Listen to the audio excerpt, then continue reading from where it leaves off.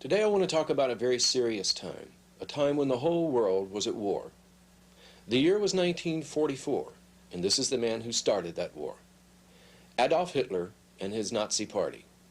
First they took over the government of Germany, then they invaded the countries around Germany, France, Austria, Czechoslovakia. They hated anyone who didn't believe or behave as they did, and they especially hated the Jewish people. They killed millions, men, women, and children. Today's book is set in France at that time, 20 and 10 by Claire Bishop. It's about 20 French children, 10 Jewish children, the Nazis occupying France, and a wonderful woman, Sister Gabriel. Sister Gabriel took 20 of the French children into the countryside where they'd be safe and away from the fighting. They lived in a big house called Beauvalin, and she was their teacher. One day a man came to her and asked if she could take 10 more children, 10 Jewish children who were in hiding. She said, of course, and suddenly she had 10 more to feed and to shelter. Well, the French children knew that with the German Nazis occupying France, soon they would come looking for those Jewish children.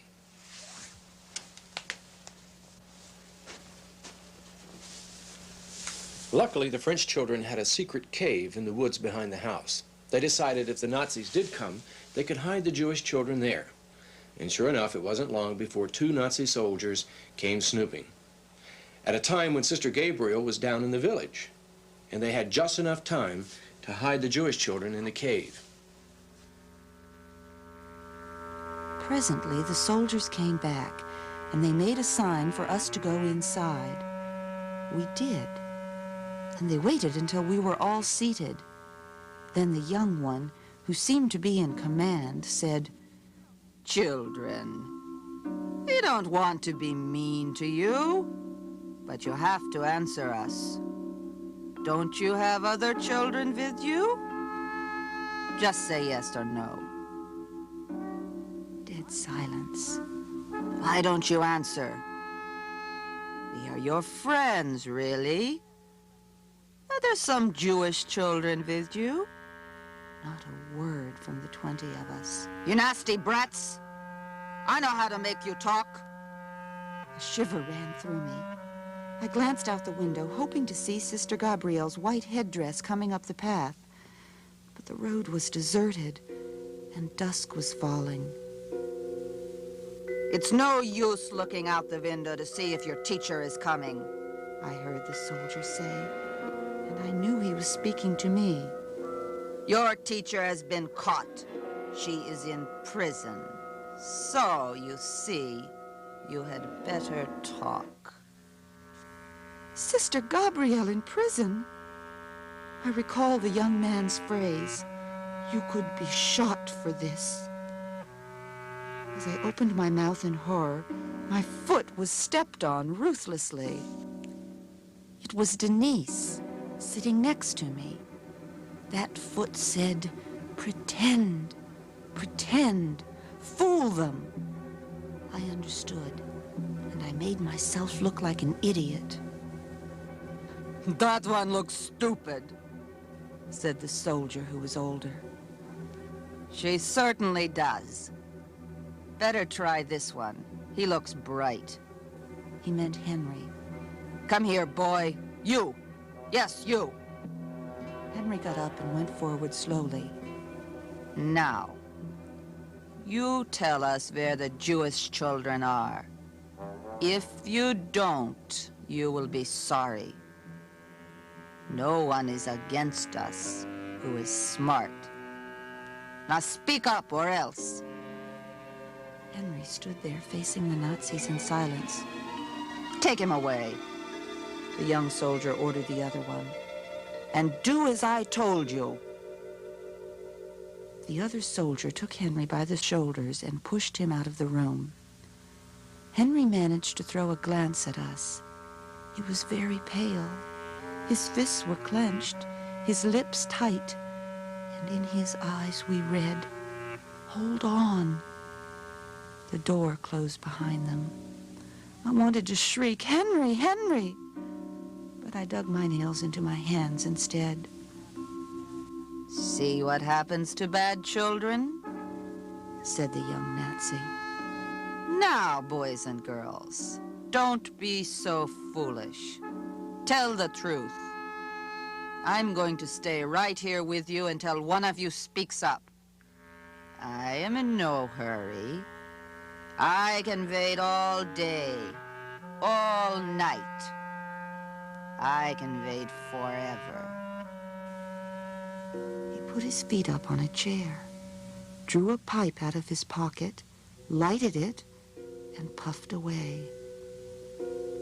The clock ticked, tock, tick, tock, endlessly, and we sat there with our mouths closed, hardly daring to move.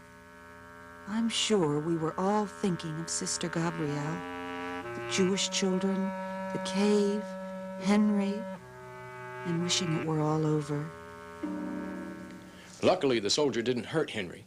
He took him out to the coal shed where he threatened him, and then he locked him in. Well, later, with his scout knife, Henry removed a floorboard from the coal shed and escaped.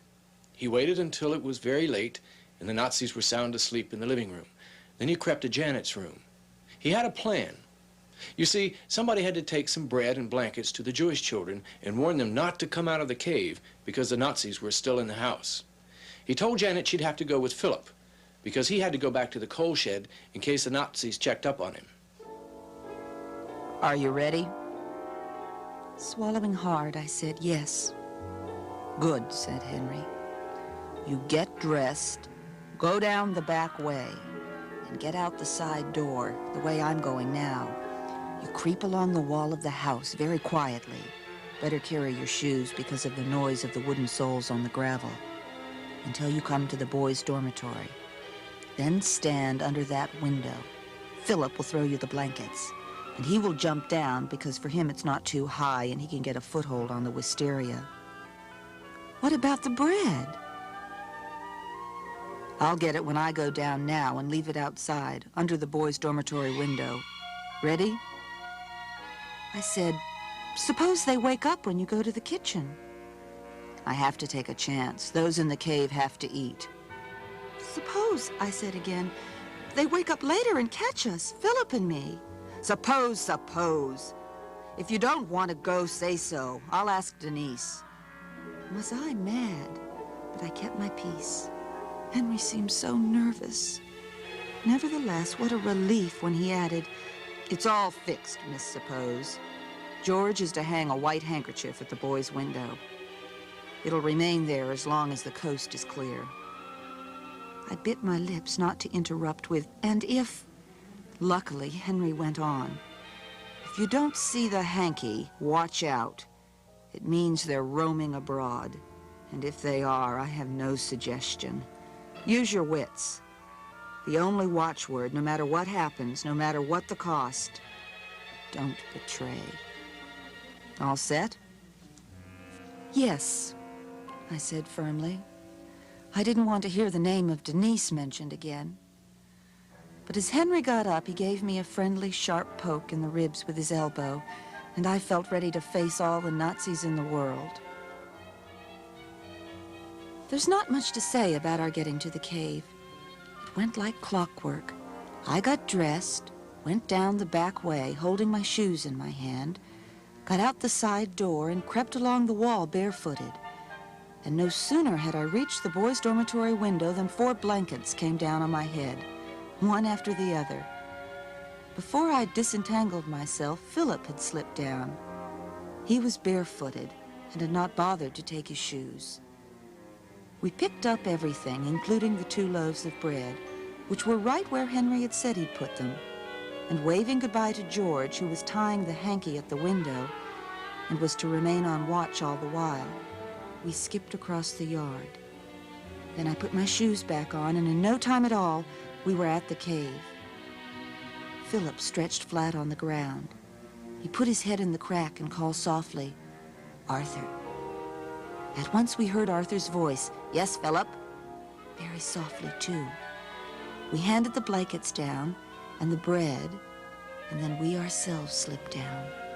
At first we couldn't see anyone, but as our eyes got accustomed to the dark, we saw the whole group huddled together at the far end of the cave, where it was the warmest.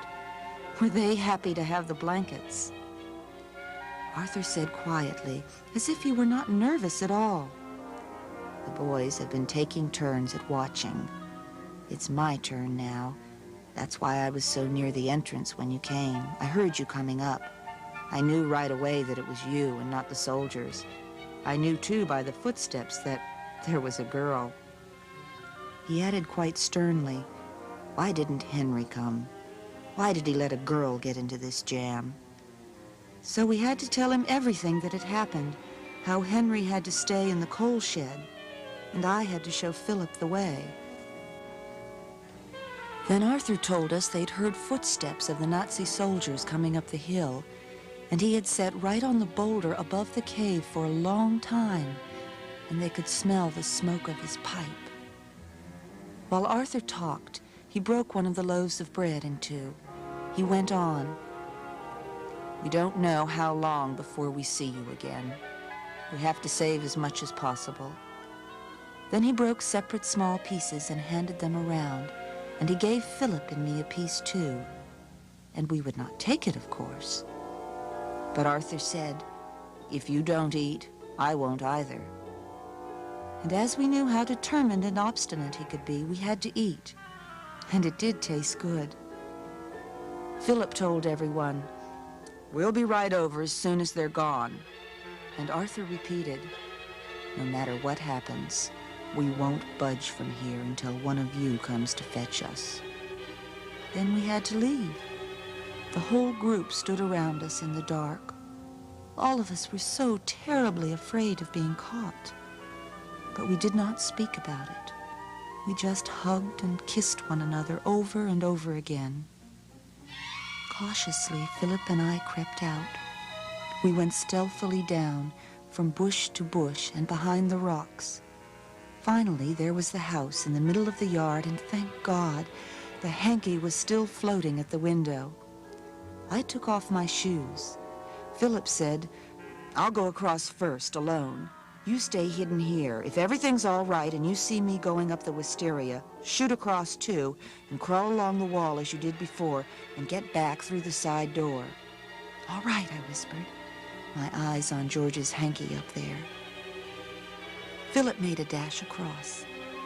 I saw him starting to climb the wisteria, and I shot across too, but as I did, off went the hanky.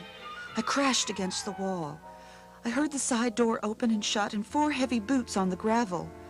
Flat up against the wall, panic-stricken in the dark, I knew I was caught if I didn't think fast.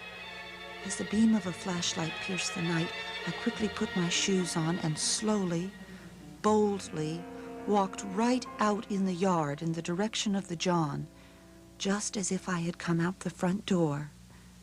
The voice of the young soldier cracked the air. "Stop, or I shoot!" So the Jewish children are safe for the time being. World War II was a critical time. Many terrible things happened. But many wonderful and courageous things also happened too, especially among the children. I think you'll like 20 and 10 by Claire Bishop.